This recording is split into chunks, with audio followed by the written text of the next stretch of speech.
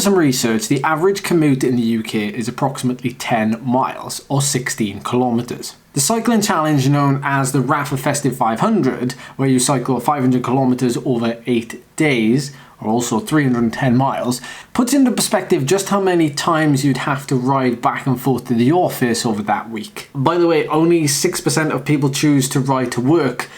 Let me know if you're one of those 6% down below. In this video, I'm going to give you the 5 tools you need to survive the Rapha Festive 500 challenge. But this could also be any sort of week where you're riding big mileage.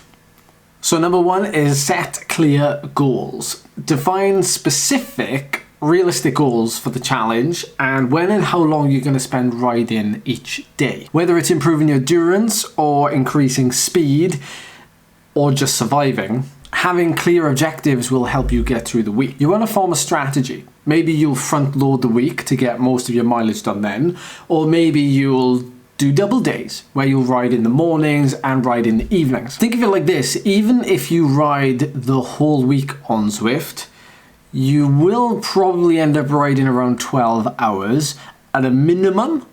Intended to do it outdoors though, and you can at least need to set aside, I would say, 20 to 24 hours minimum to get that mileage done. Alright, check your equipment. Ensure your turbo trainer if riding indoors, your bike are in good working order, and make sure you have all the necessary things in place to aid the smooth transition of riding each day. Having everything set up and ready to go so you don't have to think about it. One thing I actually really like to do is when I get home from a ride, I try to rinse the bike off or do some bare minimum cleaning as soon as possible, because I know my future self the next day will thank me.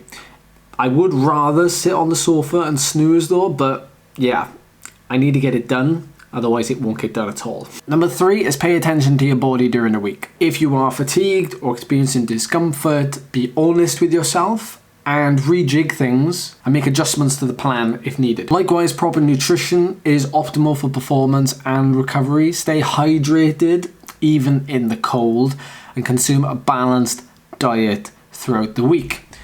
Obviously, enough carbohydrates.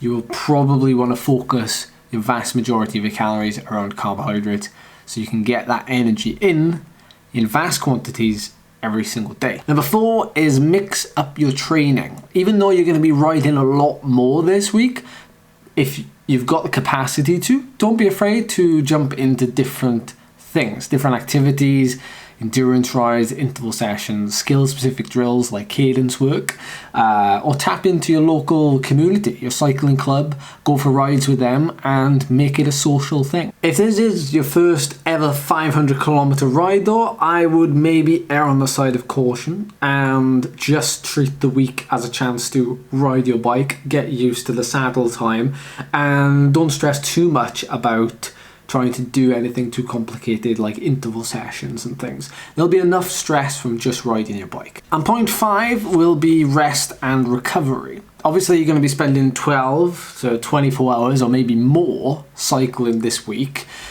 but that does still leave a lot of time during the day, aside from working and family time and things like that, to focus on your recovery. You're going to be spending a lot of your time sleeping, of course, so now's a good time to clean up your sleep hygiene, setting a regular bedtime and wake up time and keeping that a routine. Don't forget that just as fatigue compounds, recovery can compound as well if you do the right things. So take steps early on to make sure that recovery hygiene is on point. If, however, you end up falling behind in the 500 kilometer challenge, don't panic. You don't have to complete it in 8 days. Well, you do for the challenge, but all is not lost. You can still set yourself an achievable target over 9 days, 10 days. Just know you can still get that 500 kilometers done, but you don't have to put that pressure on yourself if things start to get in the way. And I have one final bonus tip.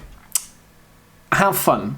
Enjoy the experience. These challenges are not just about hard work, but also about having fun, making new friends and exploring new cycling routes if you are doing some of it outside.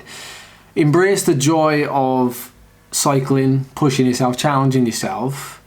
And I know it can be, especially given this is in a festive period, a busy period for lots of us, which does have me scratching my head a little bit as to why it is this time of year. I mean, we could do it in the summer. Might be a little bit easier, but maybe that's part of the challenge.